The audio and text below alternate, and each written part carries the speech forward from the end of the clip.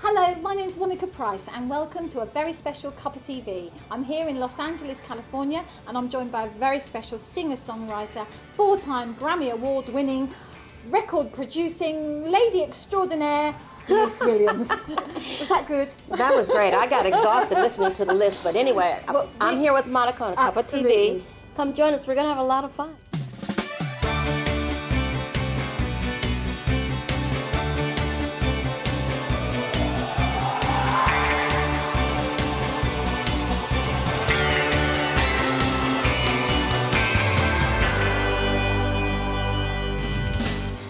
I'm Monica Price and welcome to Cuppa TV. I'm here in Los Angeles, California with a very special guest, 4-time Grammy Award winner, Denise Williams. Denise, welcome to Cuppa TV. Oh, it's a pleasure. Wonderful to see you. you. Oh, it's so lovely to see you and a great honour to meet you. I'm a huge fan, so it's a lovely, real pleasure. Thank you. So Denise, you're looking wonderful and you're doing this amazing tour, which we're going to talk about. But before we talk about that, let's just go all the way back. Let's where did you actually start? Where did your career begin? Oh, well, according to my relatives, my aunt heard me when I was 3 years old singing on the back porch. And after I got finished with the song, she asked if I would sing it on Sunday in church, and I said yes. And so at the age of 3, I joined the youth choir. And so that's a long time to be yodeling, but that's my beginning. And then I had a music teacher, math teacher in high school who owned a record store. And I wanted to make some extra money, so I asked him if it was all right with my mom if I could work in the record store. She said yes, and he hired me after school. So I would sit there and just play all these 45s when, you know, somebody come in and you'd be playing music. And so one day I was singing by an Aretha Franklin record, and I didn't know that my math teacher was in the back room, in the stock room, and he came out and he said, I didn't know that you could sing. And I said, that's because you don't go to church.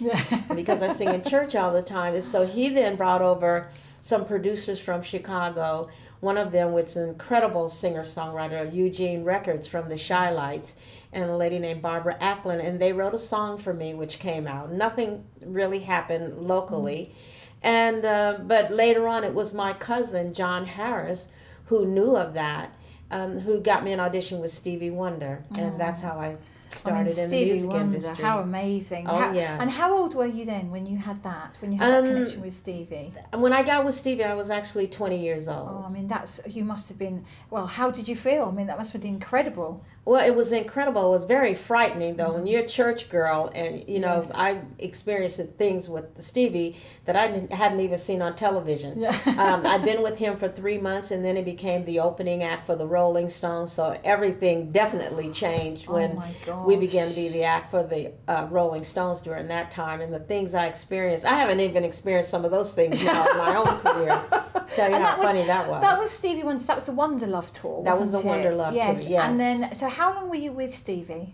I was with Stevie 3.5 years. Three That's and a a half long incredible time. years. Yeah, a long time, and I, you know, learned so much by being around him and the genius of him. I don't think that anyone that, you know, is alive and kicking can be around someone like that and not learn and not pick up some things. And it was with Stevie when I discovered I was a songwriter. I didn't know that until I got with him. You know. So did he sort of guided you really and took you under his wing and sort of led you into songwriting, as you say, and gave you maybe better confidence? Did he give you more confidence, do you think? I don't think that I got any confidence from being You already got lots of that. You know, but we great. would be in rehearsals waiting Yeah. for Stevie to come to rehearsal, and he'd be late, you know, 2 or 3 hours, and so we'd be noodling and doodling, and we began to write.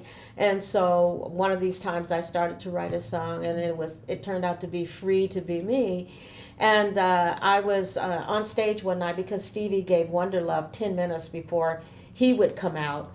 And so we decided we would perform this song that I'd written called Free. And it happened to be that Maurice White and some of the members of Earth, Wind & Fire was in the audience. And they came backstage afterwards and they said, who wrote that song? And I said, I did, along with Suze. And I said, but I've got some other songs, and maybe you guys would be interested because Philip Bailey and I have a similar range. So I sent them 7 songs, And those 7 songs actually turned out to be my very first recording project. Really? Yeah. I mean, that's an amazing start for a 20-year-old to have that amazing start to a career and then continue to do so, Denise. I mean, your career's just been amazing, really. Has there been, have you had highlights of your career so far? What would you say? Would it have been Stevie Wonder, working with Stevie? Obviously, that's one, I would imagine. Well, if I were to point out the highlights of my career, I'd say, certainly being a part of Wonder Love with Stevie Wonder, and then to work with another genius, Maurice White and Earth, Wind and Fire, who just incredible. And I'd grown up listening to them, and here I was working with them. And then from there, I went to work with Johnny Mathis. And that was just incredible because he was such a legend, and I was a novice. I'm new to the business, and here I am singing with this incredible, beautiful, talented man who's probably one of the most humble people I've ever met, and I love him so much. And then from him to work with Tom Bell, who I loved, did all of these stylistics and an incredible writing. And Tom and I wrote So We Had It's Gonna Take a Miracle, with a big hit on a song called Silly. And so that was great. And then I ran into a lady who I became friends with, and I started working with her husband, George Duke. So that was another incredible time. And we did Black Butterfly and Let's Hear It for the Boy together. Yes. So it's I've worked with David Foster. I've had, so many incredible experiences in my life to be able to work with some of the finest musicians and singers in the industry. Yeah, I mean, and Footloose, of course, took on Let's Hear It for the Boy. Yes. And I mean, that was recently, we were just talking about it, it was recently, I think last year or maybe the year before, that was used again, so it's come out again. Yes. Which is, how do you feel when your songs reappear? Well, I actually felt honored that they would say that, in the new version of Footloose, that they wanted to use my version of Let's Hear It for the Boy, because I don't know how many of the other artists have their songs in the new version. And I knew it was going to be a little bit different, but there I was, and it was like, this is okay. Yeah. I felt very honored that they would love the song that much and feel it was that much of a signature song for the film that they wanted to use it again. It was great. I think back in the UK, that's going to be one of the songs that people will remember you for, because it was such an iconic song, probably because of the movie, let's face it, because it was such a popular movie. Yes. Do you feel that that's quite important, Denise, having your songs in movies? I mean, we're here in Los Angeles, home of the film and media. Is that quite important to you? I think that it is important. It's not the only way to, of course, as we know, to have a hit song and for a song to do well or for a project to do well. But certainly it doesn't hurt, to have a song in a film. And I love that. And I'd like to do more of that. I always listen, Sil has all of this music in the movies. I said, what about me? So I'm working on that. I suppose because there's so many musical artists now in the UK and in Los Angeles, and the two we've got very good connections, very good relations with the music industry in Los Angeles. And how do you feel we're doing in the UK? Would you like to sort of come over to the UK? I mean, I know you're coming over. We're going to talk about that. But how do you feel your music being in the UK? Is that important to you? That was very. That was like a cherry on top of the icing of the cake. Because, here with the songs coming out of Americans, and we're Americans and we think about our country. But when the Free transcend over to the UK, and I think I was #1 on the charts for 13 weeks with that song. And then another song came off of that, That's What Friends Are For, that I think I reached number in the top 5 in the UK. That was really an incredible experience for me, because my thoughts never took me beyond my homeland.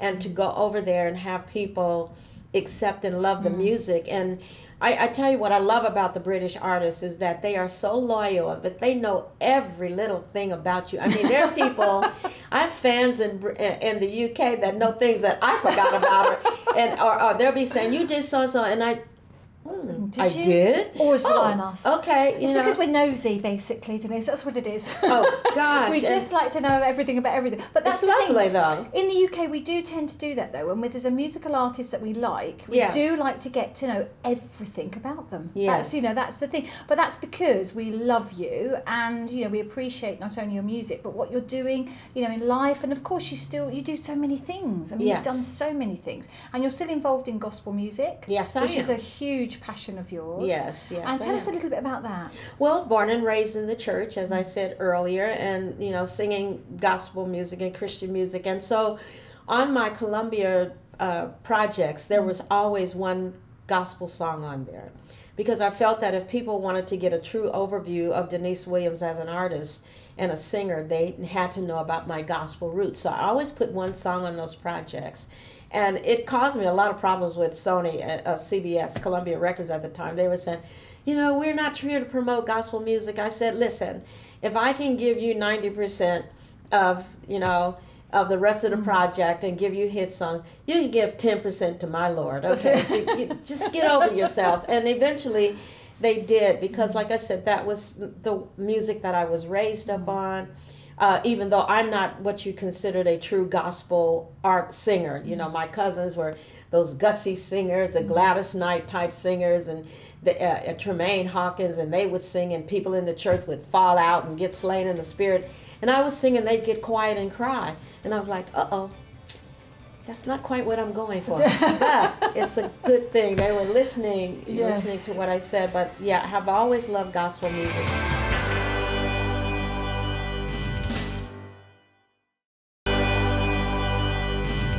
Welcome back to Cuppa TV. I'm still here with the lovely Denise Williams. Denise, just before the break, we were talking about your Grammys. Yes. How exciting. Yes. So 4 Grammys, but all for your gospel music, as Yes. we've said. Yes. What's it like, though, when you get a Grammy? What happens? Do they phone you? What happens? Well, I tell you, it's amazing, because you're voted in by your peers. And so for them to love the music, I think that's just pretty incredible. I remember the year, though, that Johnny and I won an American Music Award for Too Much Too Little Too Late. And I was sitting in the audience talking to my date. I didn't even hear them announce my name, and I'm just chattering away. And then they said, and the winner is Too Much Too Little Too Late, Denise Williams and Johnny Mathis. And my date said, and I said, huh? I said, oh, okay, because I was just not expecting, to do that. And then, of course, I thought I'd get something for Let's Hear It for the Boy, but it turned out to be the year of Tina Turner. Yes. And I love her and felt it was well deserved. And I was sitting there saying, okay, it's not over. I still got some time to do that, and I still have some time to do that. Absolutely, because even though you won 4 Grammys, which is an amazing achievement, but you've been nominated as well for so many. Yes. And that's, again, lovely that your peers have even nominated right. you, I would imagine. Yes, so, it is an honor to be nominated, because everybody doesn't even get a nomination. And I think I've got about 17. Wonderful. So it's an honor. Fantastic. Now let's talk about what you're doing now. So you're doing a tour, is that right? You're Oh, going to be on a yes. tour, Oh, coming yes. to the UK. Coming to UK. Absolutely. I'm coming to see you. Absolutely, you're going to come and see. coming to Denise see is going to Monica. come back. In fact, she's coming especially to come on my show. That's right. What can we That's say? right. So you're coming to the UK. We're going all over the UK, Manchester. Yes. I think yes. Liverpool. I think Birmingham, of course. Yes, we're going across the board. It's going to be quite fun. With David Guest. Yes, with David Guest. Yes. And others as well. Yes, So, absolutely. Are you excited about that? Tell us about it. I really am, because this is one of the few times that I get to go out and hang out with some of my friends and some of my peers. Unless we do something really special like this, our schedules don't always meet. So it's going to be fun to go out there. David Guest is a hoot. Yes. Believe it or not, he was my publicist 30 some odd years ago. That's how I met David. David was my publicist, as well as Al Green and the Doobie Brothers, right? As Michael McDonald joined the Doobie Brothers. So he had 3 of us, and I've known him for forever. So it's going to be a hilarious tour, going out and touring with him. And of course, like I said, the other artists. It's going to be a lot of fun. So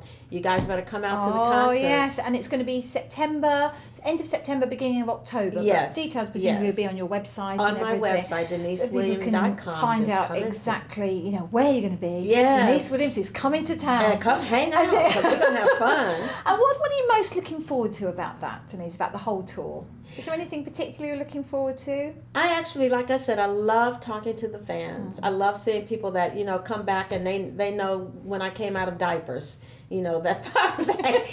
And just going out there and being a part of the audience, and communicating with people. It's just wonderful that they still want to hear the music after, Miss Summer has 38 years, and still they want to hear the music, and they're excited to be around us, and I'm excited to be there with them. So that's probably the most special part for me. And is it important that you engage with the younger audience as well, Denise? Is that important to you? It is important to me. I mean, I love my fan base. It's important that I am in contact with the younger audience, and usually how that comes about is they sample my music. I get quite a few samples. Free Alone has been recorded and sampled about 35 times. So I get a lot of covers that way, and that brings me into the newer audience who records the music, and then that gets that out to the audience itself, an audience that I don't normally reach, but I'm being able to reach them through the younger artists recording the music and getting out there. So that's very, very good.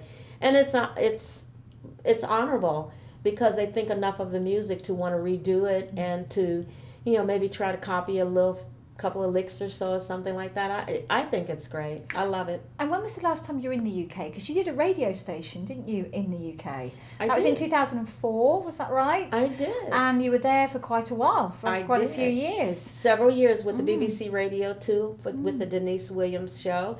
And it was a gospel show. They wanted me to introduce contemporary gospel music, which was becoming really huge here, to the UK audience. And so it was lovely. I got a chance to talk to some artists who I talked to as the influence they had, that gospel music had on them. I talked to Dolly Parton. I got to talk to Kenny Rogers. I got to talk to a lot of different people. Wonderful. Even with Johnny Mathis, I said, I grew up listening to gospel music in my home, so we were able to talk about the influence of that. And it was lovely. I enjoyed the radio too. I enjoyed being on radio. I really did. So when was the last time you were in the UK? Last year. Oh, it was last year. Fantastic. Last year. Every fall in October, I am there like clockwork. Can't resist us. Yeah. What do you most like about the UK? I love the people, and I just love, it's very different, I'm afraid to drive over there and on the opposite side of the road. But one thing that I'd love to do in the UK that I've not done is the pantomimes. Yes, oh yes. During Christmas. Would you like to be in the pantomime? I'd like to be in one of them one time. There Last year, I went to see David Hasselhoff. Yes. Last year, and I was thinking, this may be a fun little something to do. Yes. So one of these years, I'd love to do one. Well, in Birmingham, they've got the Hippodrome, of course, Alexandra Theatre, and Joan Collins has been in. Really? Yes. So I'd love to do all that. the big artists come in there. So yes, there we are. Then you never know, somebody might be watching. You might be never staying. know. I'd like to come and do a pantomime. What part would you play? I don't know. Like I know that my friend Sheila Fraser was playing. I think she was Cinderella or something. Yes. One of the princesses. So a nice princess role. A princess role would be perfect. I would love to be a princess. Quite right. That sounds fantastic. Yes. Now tell us about as well. You're doing a jazz project, I understand. So tell us about this. For years now I've been, and I thank God I've had success in the gospel arena. I've had success in the pop and the R&B field. But for such a long time, I've wanted to do a jazz project. As a little girl, I used to sneak into my mom's room when she wasn't at home, and she had a record player in her room, and all her records were in her room, and I'd sneak in there and I'd listen to various people. I listened to Lena Horne or Cleo Lane, Nancy Wilson, and all of these jazz greats.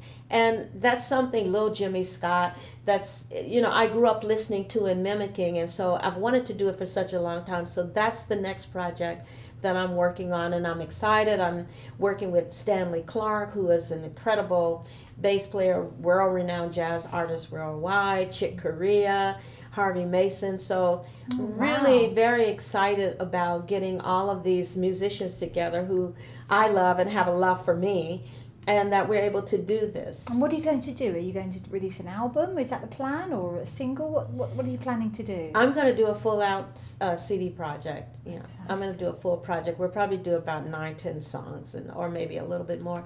And I'm just, like I said, just thrilled and excited because it's another music genre. But I found out I'm an artist. Wherever the music leads me, that's where I want to go. So that's where it's leading me at this time. And jazz is very popular. Yes. Jazz is very popular at the moment. Yes. So that. And would you do a tour with that? Would you tour with that if it was successful? Oh, absolutely. I'd love to go on all the jazz tours overseas, Switzerland throughout. Yes. Oh, yeah, no doubt about it. Of course, Ronnie Scott's in London. That's right. If you Absolutely. come to London, another excuse for you to come to the UK. That's right. That's absolutely correct. And what's it like living in Los Angeles, California, where we are now? I mean, as a visitor, it's been wonderful to come here. Obviously, for myself, I've loved it. Yes. What's it like for you living here, Denise? Is it a lovely place to live? It is a lovely place to live, but I have to say that I have lived in all over the world. I mean, I've lived in Japan for a little bit. I've been to the UK. I've traveled all over the United States and lived in various places. So home is where the heart is, with me. Now, I keep coming back to California, so that says something. Yes. I lived over here for 3 years. I've lived in Florida. I've lived in Seattle. I've lived in New York. I've lived in New Jersey, and I keep coming back to California. So obviously, this is the home music. of home, where I am, and with the weather, and my family's here. So there's a lot that draws me here, and it's a beautiful place to live. You can't argue with the weather. Or the beauty of the state. It's just, we're spoiled. What can I say? And of course, the music is so important here. Yes. It's known for music, as is Nashville, of course. Yes. And in Atlanta. Yes. And New York. Yes. So probably those 4 main cities are known for music. Yes. And presumably you've been to all of those. I've been to all of those, yes. And this seems to be the circle that I move in more easily, and that I really feel at home here. I have a lot of friends that are musicians that are here, and it's lovely to get together with them and do some things. So. And will you record everything here for your jazz project, for instance? Will that be recorded here, or will you go to somewhere like Nashville to record? I'm going to record the majority of it here, although I'm going to do some recording in London, because I really am hoping to work with Cleo Lane, and she's based there, I think. Is. Yes. So I'll probably go there. She's got a nightclub and a studio and some things, so I'll probably do some of the project there with her. Should that collaboration come about, I'd love to do it there. Yes, that would be wonderful. Yeah. Again, you've got that UK kind of tie, which I think is important. Yes. Which would be great. Well, very much so. I can't wait for you to come over now. We're going to have fun. Pack your bags. Come on. It's been an absolute pleasure. Thank you so much for joining me today on Cuppa TV. And I shall look forward to seeing you in the studios. Oh, yes. And when you come over, of course, we'll be talking about your tour, so you can talk about that. Okay. Bring along David if he wants to come along as well. Oh, my God. Yeah, we'll do that. We'll do that. That's excellent. Denise, thank you so much.